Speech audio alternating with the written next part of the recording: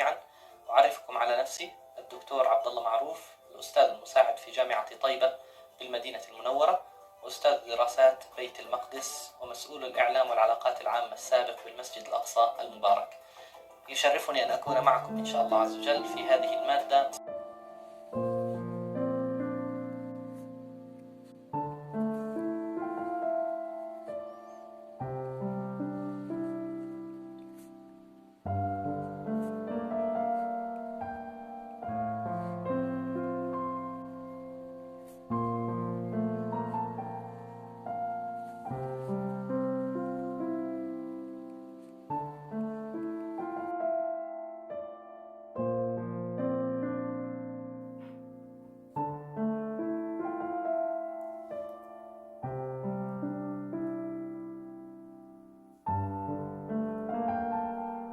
أيضا في المسجد الأقصى المبارك هناك شجرة الميس المشهورة، وهي يعني فيها ثمار صغيرة تؤكل. هناك أشجار كثيرة في المسجد الأقصى المبارك.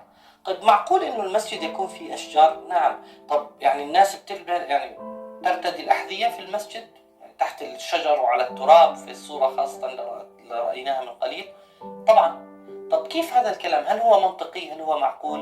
هل يعقل أن تصلي بالحذاء